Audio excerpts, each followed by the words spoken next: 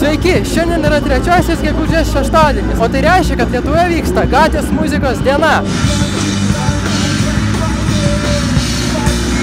Tai yra diena, kai jūs galite vaikščioti po miestą ir klausytis muzikos nemokamai.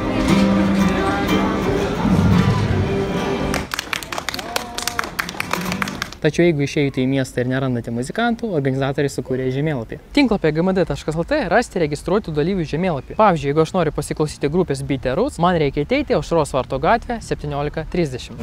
Štai, 17:30 ir groja Beat the Rootsai.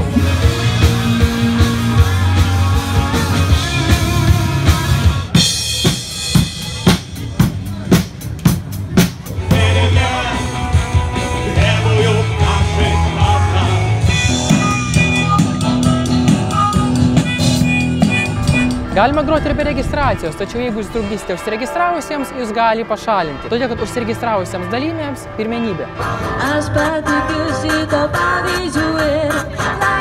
Organizatoriai leidžia rinkti pinigus ir su organizatoriais nereikia jais dalintis. Dalyvavimas yra nemokamas. Tačiau, kaip sako patys organizatoriai, dalintis skrajutes ir atlikti kitus komercinius reikalus galima tik gavus organizatorių sutikimą.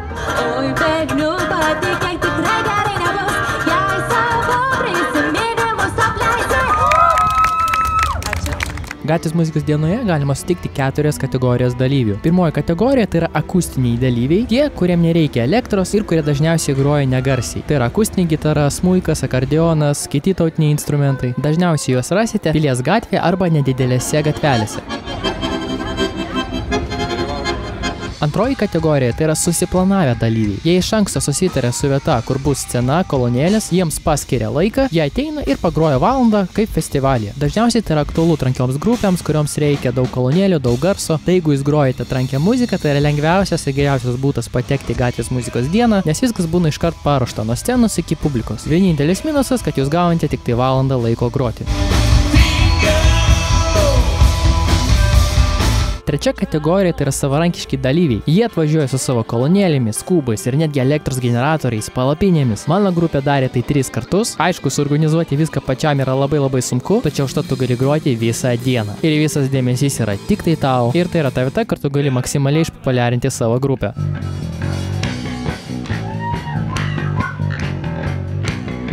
Ketvirta kategorija yra interaktyvūs dalyviai. Jie įtraukia klausytojų į savo veiklą ir renginys tampa masinis. Konkretus pavyzdžiai. Vilnius dainuoja. Mood Sellers dūdų eisena. Drum Together irgi dažniausiai eisena.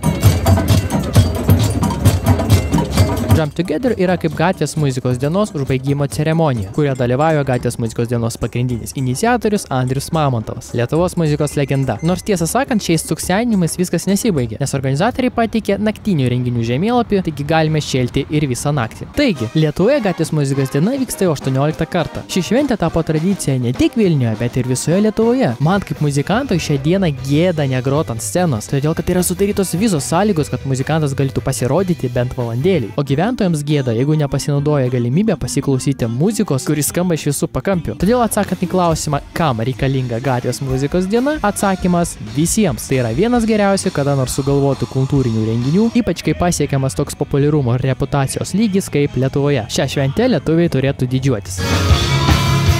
Ačiū, kad žiūrėjote šį video. Iki kito video.